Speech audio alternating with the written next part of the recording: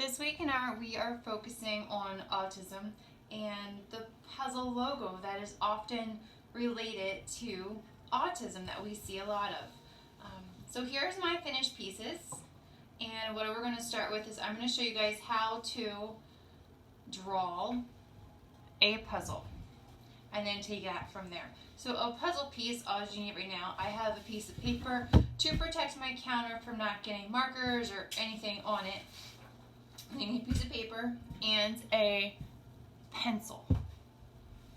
Now, if you have a puzzle pieces at home, you can take a look at it, and they kind of have a basic shape of a square or a rectangle. Now, I'm just going to freehand a square, and it doesn't have to be perfect. Now, remember, you want to press lightly on your pencil. You can probably barely see my pencil marks, and I'm going to go over them when I'm all finished. So a puzzle piece, as you can see in this one, has pieces that go in and pieces that go out. And there's also the border edges of your puzzle piece if you want to create that edge, that straight edge, or not. So I'm going to create a straight edge piece first, and I'm going to do a bunch of pieces.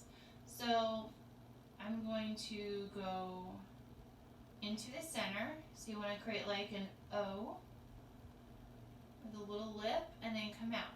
So you think of organic shapes, and then I'm going to go up and then create down. So it's kind of basically you're creating C's or U's onto your puzzle piece. And they don't have to be identical either. If you look at puzzle pieces, no two sides are alike. It's a little crooked. So there's one puzzle piece. So all you're doing basically is create squares. And you might have a puzzle piece that all has insides. Oh, there you go. Alright, let's do one. So I got a square. Let's make this a rectangle shape. I'm going to make this classic puzzle piece of going in and then going out. It's almost as when you're creating these pieces that you're kind of creating almost like a head shape, like a neck, and then a head. So here it goes. I'm going to create a neck shape, and then a head, and then a neck shape, if that helps you when you're drawing. And I think it might will. So let's try. I'll do another one. So when you're creating your piece, you can do one big puzzle piece, or you can do a bunch of puzzle pieces. It's up to you, and they don't have to be perfect. As you can see, I didn't draw my square first. I'm kind of just doodling a puzzle piece because I have been drawing these all morning, so I kind of have the gist of their shape.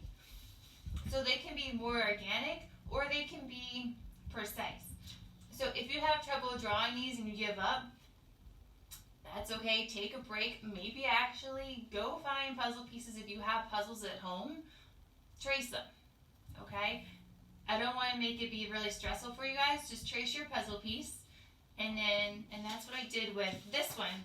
I had drew a heart first, and then I had placed the puzzle pieces on the heart line and traced them. So I traced these little guys. So the next step, what you want to do is, if you remember, our hearts we did back in February with that line. We are going to, you can trace your puzzle pieces in any color. I'm just using black.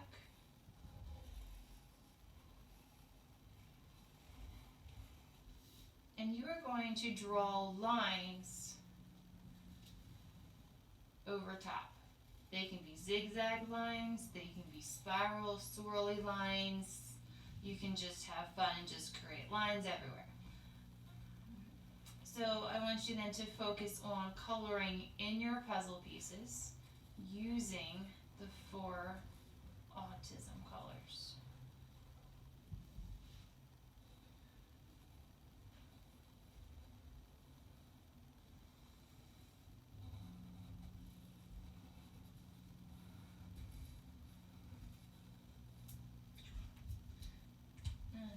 eraser and erase my pencil lines. So if you don't have a black permanent marker at home, you can always use a pen. If it's a gel pen, when you erase your pencil lines, they have a tendency to smear. So just be careful on that. Alright, so now I'm ready for my next step.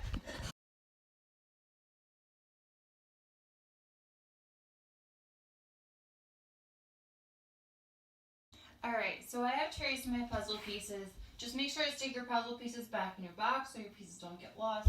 So here's, if you guys remember back on like February when we did the Valentine's hearts, we did a heart and then we did a whole bunch of lines.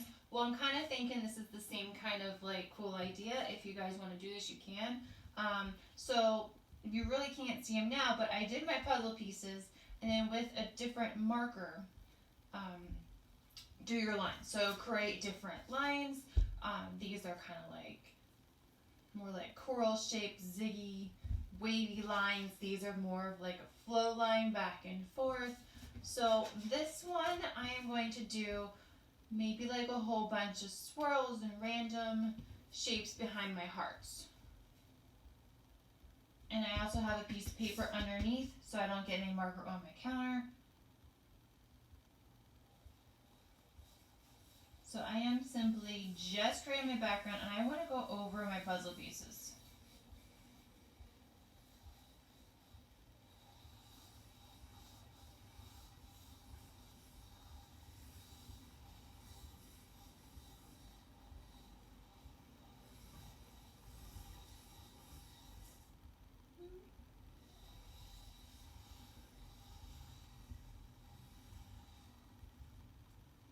Alright, so that's what I did, and I'm actually going to use, and I want you guys to use also, is the colors that autism often associates with.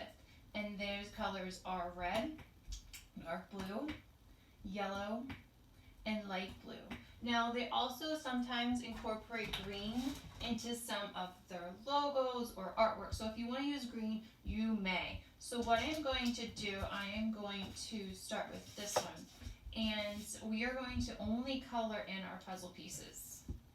Now if you want to take maybe a different color or grays and do the outside, that's up to you. And I'm going to show you my finished ones after I'm done. But all I'm going to do is then find my puzzle piece and color in our different shapes. So just remember what we did back in February with our hearts. Same thing. Take your time and be careful where your O's and your ins and outs of your puzzle piece are as you color. It might be a little confusing, so that's why on my one with my puzzle piece with the heart, I had did a thicker marker as I traced my puzzle pieces, and a thinner marker when I drew my line. Now when you draw your lines, they can be different shapes, they can be zigzags, they can be diagonals, they can be shapes if you want to. If you want to do little puzzle pieces around your big puzzle piece, that might be kind of cool. So I'm going to try to do all of my puzzle piece inside coloring, as I show you guys here. And take your time, stick inside your line. And the challenge is also to not put the same colors next to each other. So if you have a red, I wouldn't. So if you have a red shape here, don't color the next shape next to it red. Do a different color that autism is represented in, which is yellow, red, dark blue, or just blue, and a light blue, like a sky blue.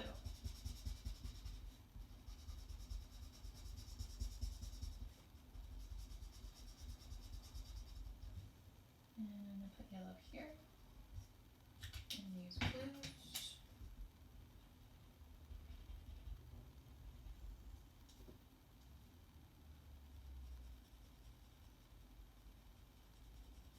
So just please make sure you share your art with me so I know that you are participating in all of these projects. And also I would love to see what you guys are creating at home. I miss you guys. It seems weird teaching without all of you. It's just weird.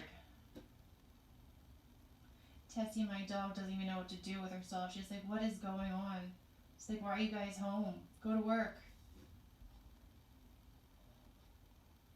But the most important thing, guys, is you guys are staying safe and you are practicing social distancing. But most importantly, create art. I want to see what you guys are doing. Keep busy and don't spend the whole afternoon watching television. You know, read a book, play games, go outside, go for a walk.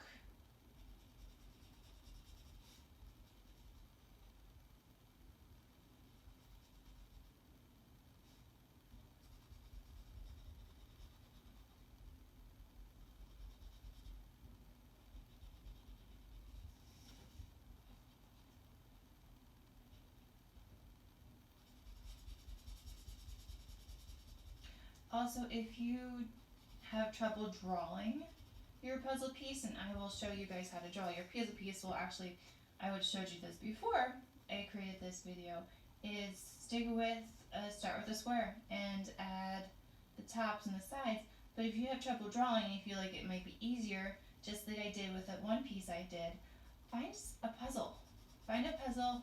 Use the puzzle pieces inside to trace. The bigger puzzle pieces might be easier to trace than the little ones. So maybe you have a little sibling that has puzzles at home. You can use their puzzle pieces. Just make sure to put them back so they don't get lost. Because when you do a puzzle, that's the worst thing that happens. That one piece that's lost and you can't complete it. So as I am completing this little spot right there, I'm going to do red. So create a puzzle piece. If you want, you can do more than one puzzle piece on your paper. I have this one that I have not yet colored in, which I'll show you all my finished projects next.